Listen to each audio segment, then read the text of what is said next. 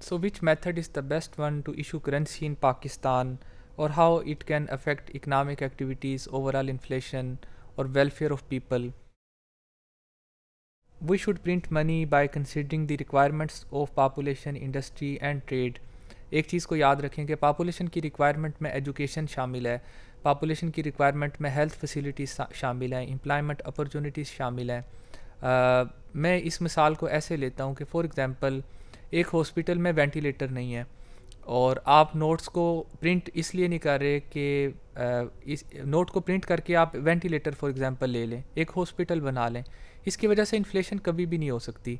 Ventilator की requirement आम लोगों की रिक्वायरमेंट नहीं होती, ये मरीज़ों की रिक्वायरमेंट होती है। So would you not print money in order to buy a ventilator for example, in order to save a life of a person? क्या पाकिस्तान में हॉस्पिटल्स में वेंटिलेटर्स की कमी नहीं है? क्या इस तरह की बुनियादी ज़रूरियात को ख़रीदने के लिए नोट नहीं प्रिंट करने चाहिए?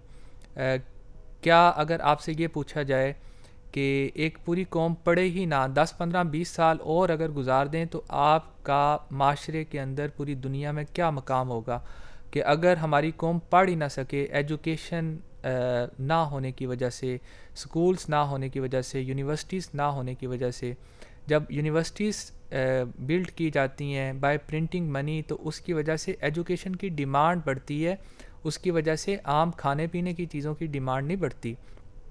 ये हो सकता है कि आप ये कहें कि जब लोगों के पास पैसे आएंगे तो उससे इन्फ्लेशन होगी।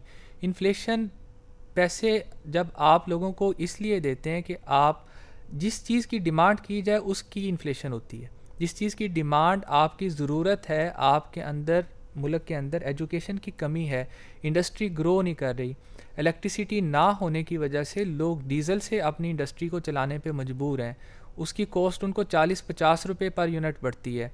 अगर आप ख़ुद इसको नोट्स को प्रिंट करके डैम्स को बनाएं तो उससे आपको बाहर के ममालिक से पैसे नहीं लेने पड़ेंगे। ये बहुत सी बुक्स में लिखा हुआ है, लेकिन जो बुक्स हम पे मुसल्लत की गई हैं उनमें हमें यही सिखाया जाता है कि आप बिल्कुल भी ऐसा ना करें, दूसरे ममालिक की एग्जाम्पल पे गौर करें।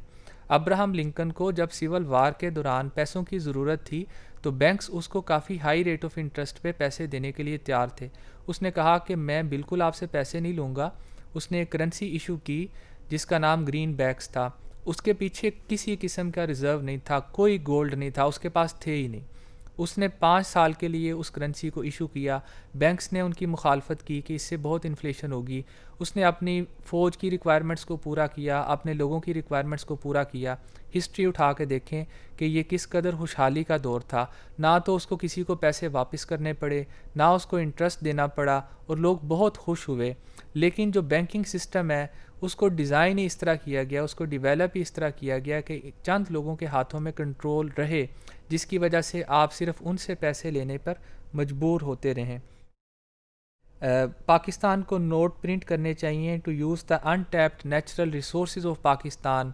अगर पाकिस्तान इसके ऊपर ह्यूज इन्वेस्टमेंट करे और पाकिस्तान से तेल निकलने का, मादनियात निकलने का बहुत ज़्यादा चांस है, तो जब वो निकल आएंगी तो आपकी करेंसी की वैल्यू खुद ब खुद बढ़ जाएगी। ह्यूमन कैपिटल को बढ़ाने के लिए आपको नोट प्रिंट करने चाहिए। शॉर्ट रन में थोड़े अरसे में मुमकिन है कि इन्फ्लेशन हो जाए, लेकिन लॉन्ग रन में आपको जो कामयाबी हासिल होगी वो एक अजीम कामयाबी होगी, प्रोडक्टिव पॉपुलेशन होगी, which is the most important need of Pakistan. और पाकिस्तान की बहुत सी ज़रूरियात इसके ज़रिए हल हो सकती हैं। मैं यहाँ पे लिटरेचर कोट नहीं करना चाहता, जिसको पढ़ा जा सकता है, जिसके रेफरेंसेस आप हैंडआउट्स में देख सकते हैं। ये मेरी अपनी बातें नहीं हैं, इनके पीछे लॉजिक है, इनके पीछे रिसर्च है और इसके पीछे हिस्ट्री के बहुत से लेसन्स भी हैं।